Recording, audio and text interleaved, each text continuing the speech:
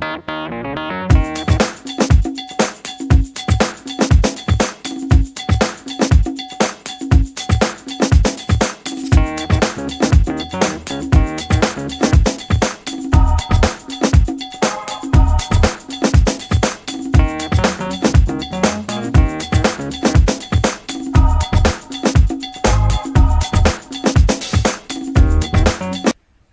everyone, it's Frances Byrne here from Stamp House Studio, and today I'm back with another creative chat with the MFT Stamps design team. Today we're showing you how we store our Copic markers. We're also sharing any tips on special techniques that we have using our Copic markers. We'll share tips on colour matching our Copic markers to cardstock or pattern papers, and also include favourite colour combinations that we like to use for skin, hair, shading, etc. Copic markers must be one of my most used tools, and so I have them close at hand in this storage container that my husband made for me. This was made after looking online and seeing all the other options that were there, and this is the one that I thought worked best for me. Before this, I had all my chow markers, which are these ones here, all in the plastic containers that they came in, and they were all in numerical order in their colour families, and then I had my sketches in another container, so all the colour families weren't together. Now you can see I have all my colour families together, so up here I have my blue violets, I have my violets, my red violets, my reds, my yellow reds, my yellows, my yellow greens, my blue greens, my blues, all my greys and blacks. And then, because I've got so many earth colours, I've divided them into two shelves. I have my light earth colours and then my darker earth colours down here. And I found this really works for me a lot better now, because ever since I've had this system and having all the colours in their families, I've found that I've used a lot of colours that I may not have used before, because they're easy to see and they're close at hand. The only problem with this system was that with the chows, and I have quite a lot of the chows because I had all the sets of the chows, is that there is no number, whoops, let's get into shot, there is no number at the end of the nib, it's at the side.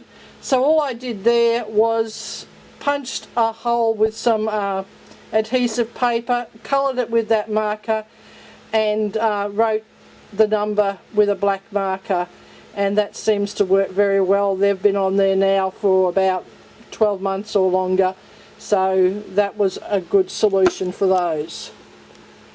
One of the things that I like about the Copic markers is their ability to be re-inked. So as you can see here, I have quite a lot of re-inkers.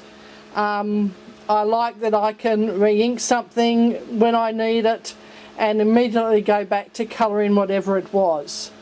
This is another container that my husband made when he was making my 6x6 paper boxes, and as you can see down here, I still have plenty more room in this box to put about another dozen or so re-inkers in there before I need to worry about another storage system for those. There are a lot of fun techniques that you can use with your Copic markers, and one of my favourites is this nice quick and easy method of creating a furry look to something, like I'm going to do with this Fredbear image here. And this is my favourite things, Fredbear and the megaphone. So how I'm going to do this is just use my Copic re-inker, and I store this with my pens because it's a technique that I can use a lot, and it's quick and easy to grab the re-inker if I need it. You'll also need something that has some texture. I'm going to be using this little piece of terry cloth that I have here, but there's also shelf liner can give you a different look. even an old sock. Different textures and thicknesses of textures are going to give you a different look. So just experiment on different things to see if you can get the look that you're after. So all we do here is put a little bit of re-inker onto the terry cloth and then just dab that all over Fredbear. It's a good idea to do this before you colour the rest of your image, because as you can see, when I'm dabbing, you could also get this texture on other areas. So if you do this first, let that dry, and then come back and colour in everything else, the texture will only be where you want it, which is on Fredbear.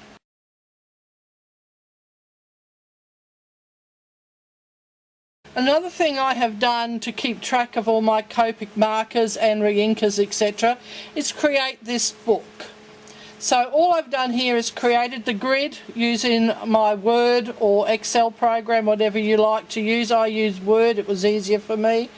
And I also put in the numbers of each of my markers that I have, put an image in the middle, and then just as I've got the marker, I can colour that marker. It's a great way so I can see which Copic markers I have and which ones I don't have yet. As you can see, I don't have V99 yet. It'll be one that I'll be getting in the next couple of months, I'm sure. Also on here I can mark whether it is a chow that I have or a sketch, or a sketch doesn't have a mark, chow or an original. And also whether it's a re-inker. The little X on this one here, I don't know if you can see that there, lets me know that I have a re-inker for this particular marker. So the other advantage of this book is that because these are true colours, it's not a printed catalogue, that colour chart that you get from Copic or whatever. I can look through this with my designer papers. So for instance, with this paper here, I can take a look, and for instance, if I was trying to match the blues in here, I'd be selecting BG10, BG11 to get, and maybe even BG13 to get the blues that are in this paper here. So that helps me a lot, colour matching that way. When I did my Copic certification course last year, our instructor had a booklet like this one here with all her various different colour combos of hair, skins, etc. And I liked her system so much that I went out the next day and got the same folder as she did. And this is from Officeworks for any of the Australians that are wondering. And so what I've done here is just stamped out some images. Here I've stamped out one of my favourite things, Pure Innocence Girls. This is the Beach PI. And I have coloured in her hair with various Copic markers. And then I've put along the side what that particular markers are that I've used here. So for instance, this one here, I've used Y21, E31 and E33. For this one here, E25, E47 and E49. If you want something a little redder, R02, YR16, R05 and E08. And then for skin colours, I have done the same thing. So I've just stamped Pure Innocence Girl again, and then coloured in her face with various different colour combos. This is the one I normally go to all the time. It is E00, E02 and E93. If you wanted a little paler, you can go E50, R00, R11 and R20 for her cheeks, or darker, YR00, YR02 and E93 for her cheeks. And then you can see some more colour combos here that I could use. For this one here, it's E21, E31 and E95.